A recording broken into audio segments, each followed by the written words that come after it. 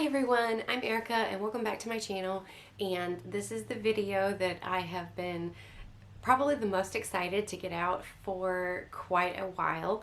It's the actual beginning of the outer structure of the 18th century gown that I am working on from the costume close-up book. I'm really excited to get this.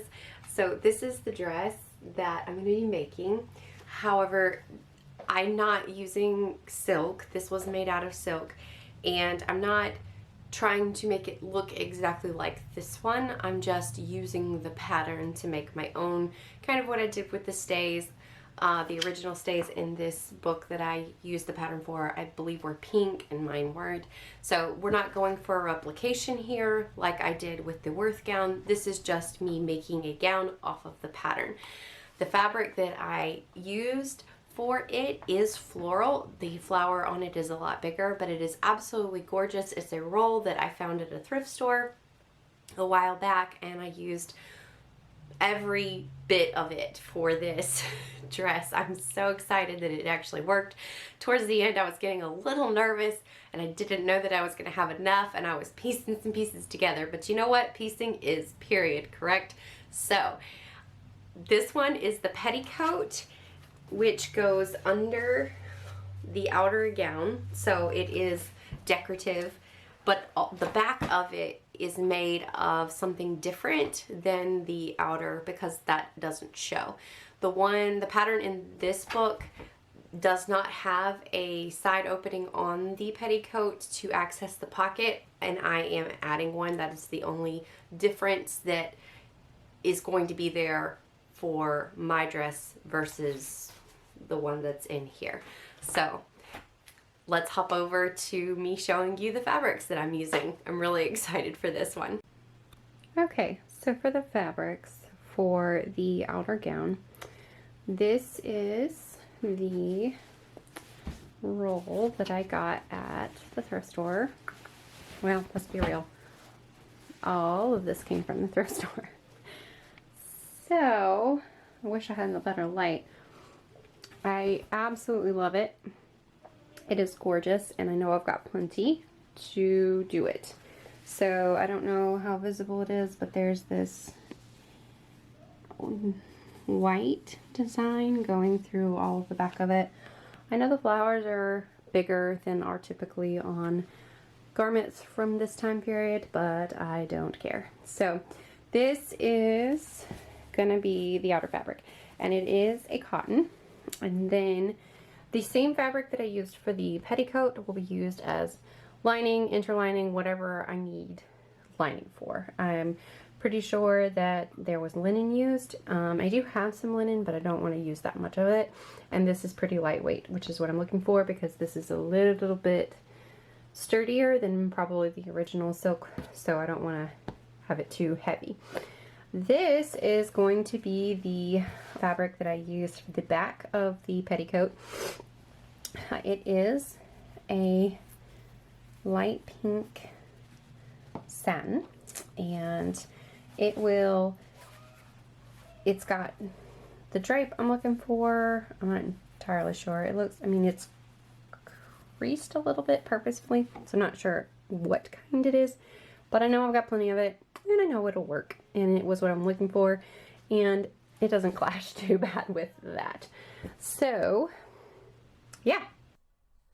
Okay, so the basic pattern for this petticoat was pretty simple. The measurements were very clearly laid out in the book. Obviously, I had to make them to my own measurements, but I was able to use those as a guide to get it out. So the basic premise here is just cutting out a big rectangle and then shaping it. And then I also did that for the back portion with the pink satin and the lining fabric, because the book clearly states that the back portion that was not the fashion fabric, I guess, that was lined, and the front fabric was not lined. So after I got all those rectangles cut out, I just used the measurements in the book and the pictures and the grid that I made for the pattern paper and cut out the shape for the top so that it falls correctly over the hips, because obviously with this style it needs to be longer on the sides and shorter in the front and back. And then began the pleating process to get the top correct. And I did have to do this a lot and redo it. I put the pins in and then I took them back out and then I put them back in. It was a process, but we eventually got there.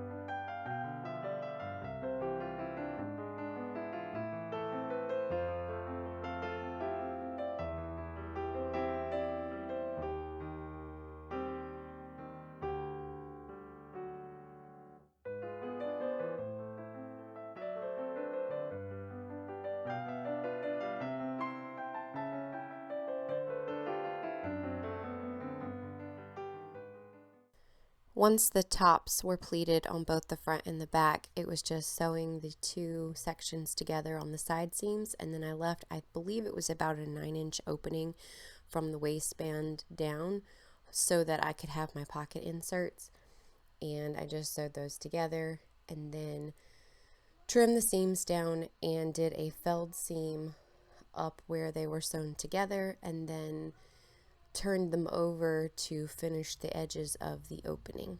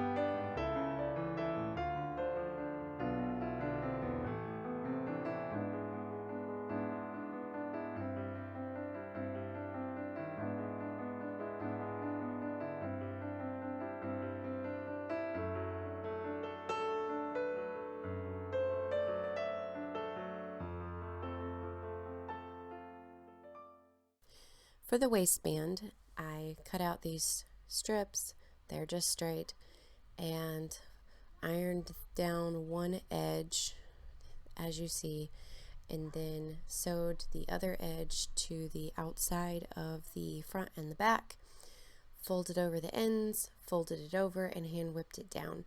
What's not shown here is I did insert twill tape into each of the ends as waist ties to go around.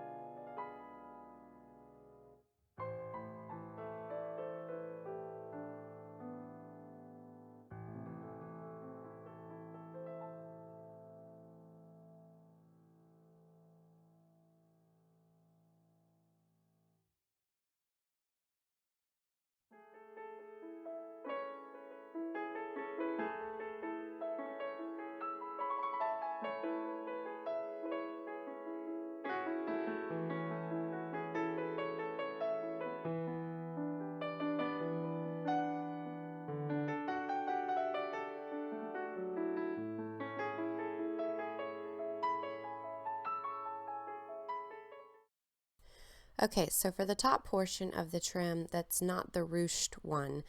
The gathers were done by these little mini pleats, at the top, and they were long. So the best way I figured out to do it is how you see, where I just spent a ridiculous amount of time turning them under these little tiny pleats, pinning them down, and then I went and pressed them really, really, really well, and did a running tack stitch across them to hold them. And then when I pinned them to the skirt, I did a row of stitch on the top and a row of stitch on the bottom, which will be shown in a little bit. But this took a while because I wanted to make them even. I was trying to get them down to a certain measurement, and I had to redo them a couple of times. But I'm really, really pleased with how they turned out, and it made the gather look really nice.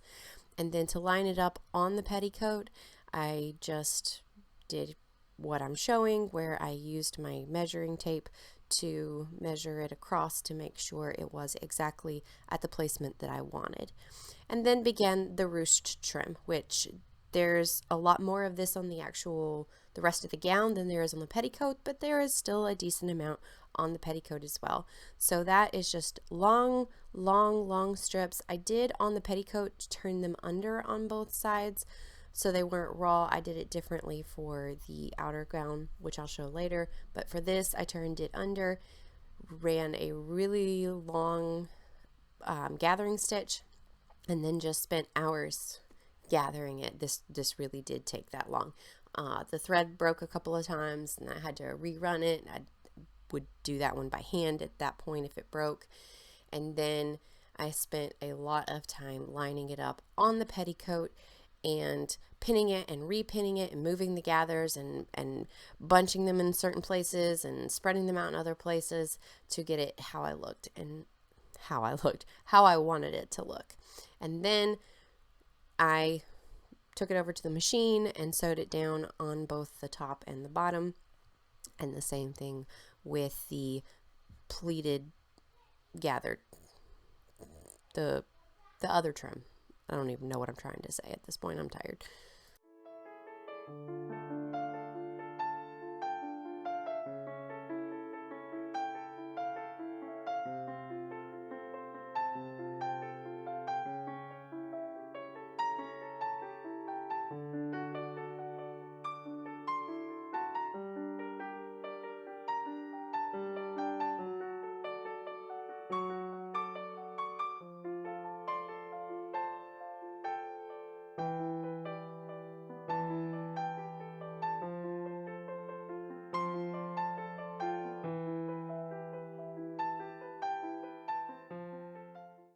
And here enters the black lace that I used quite a bit of. I think now that I'm done with both, I have just over a yard left, and I'm pretty sure, I know I said in the intro, or maybe it was the outro, that there's dang near 30 yards of this, and that's not a joke. There was a lot. I am so grateful for the sales lady that decided to mark it down for me for like 40 cents a yard. And then the last thing before the reveal is sewing on these buttons and the cord. There's 2 of them on the front to pull it up in polonaise style to match the polonaise style of the out. I don't know if that's what it's called for this part, but for the outer, that's what it is. Sewing those cords on the inside and then hanging it up. And I hope you enjoyed. This was so much fun, and I'm so excited that this one is already done now.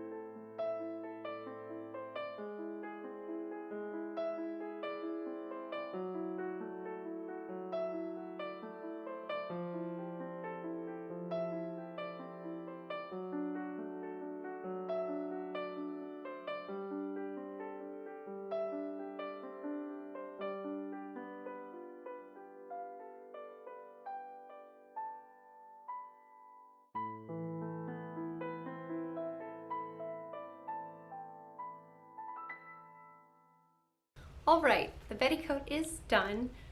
I hope that you got a good visual of it with the camera before this. I'm so excited, and I absolutely love how this turned out. The original lace in the book did appear to be more of I don't know if it had a middle to it, but it definitely appeared more green.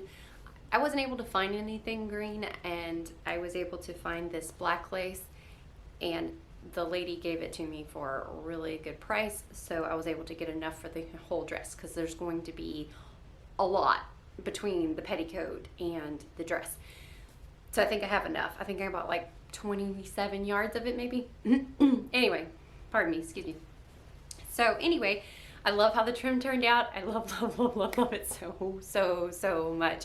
I am so excited to see this dress come together, even though the fabric itself doesn't look like the fabric that was originally on the dress. I wasn't ever going for a complete replication of this one. I just wanted to make a dress using the pattern and having the same trim throughout. So I am so pleased. Again, this is like lifelong dream since I was 16 years old project. I have been staring at this pattern for so many years, and I cannot tell you how excited I am to have this thing come together.